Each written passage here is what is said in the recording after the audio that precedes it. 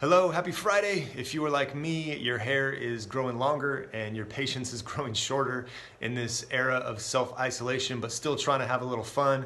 This morning's backdrop comes courtesy of a beautiful island off the coast of Puerto Rico called Culebrita. My photo roll reminded me this morning that I was there exactly 1 year ago. It's one of my favorite places ever.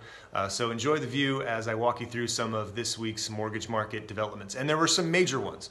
So if you've been following me for the last few weeks, you know that the unintended consequences of the CARES Act have had some really negative impacts in the mortgage industry. So as a reminder, mortgage borrowers are given the option to forbear mortgage payments, even though those mortgage servicers who don't receive the payments still have to forward money to the bondholders that own those mortgages. And they didn't know for how long, and some clarity was given this week by Fannie Mae and Freddie Mac to say that mortgage servicing companies will only need to do that for up to 4 months.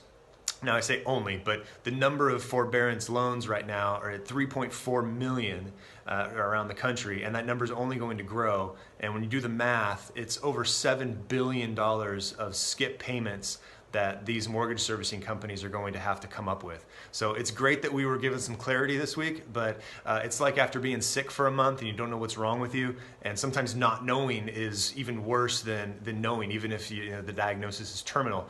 Well, we got our diagnosis this week, and it's not great. The mortgage companies are still going to need further federal government intervention to make this problem go away.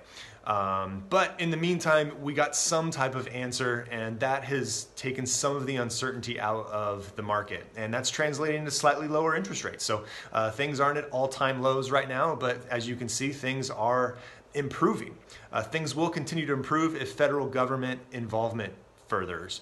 Now, if we leave that up to Fannie Mae and Freddie Mac, I'm very skeptical that anything further won't come. They had another measure passed or announced this week about loans that are already in forbearance that Fannie Mae and Freddie Mac haven't bought. Typically, they wouldn't. Now they've thrown a bone to mortgage servicing companies saying, yeah, we'll buy them, but we'll buy them at a 7% discount, which basically makes it useless for a mortgage servicing company to take a 7% haircut on a loan that would otherwise, force them to collect forward payments on a rate of, say, 4%. Might as well front the payments on a 4% loan rather than take a 7% haircut. So again, Fannie Mae and Freddie Mac are not showing a lot of proactive solutions here. But the Fed, since the CARES Act has passed, has shown ways of fixing the errors in the CARES Act. And one of these errors in the mortgage industry hopefully will be identified by the Fed, and they come in and create better liquidity options for these mortgage servicing companies. Now, this isn't in headlines, this is just my speculation, but when I read between the lines, the Fed is clearly seeing problems resulting from the CARES Act and making solutions. One obvious example is states and local governments are going to be having huge financial issues as a result of these economic shutdowns. You think about sporting events and restaurants and retail, all of those things being closed, sales tax revenue is not coming in, right? And for the first time ever, the Fed has said that they will buy municipal bonds as a way for governments to raise money in this cash crunch.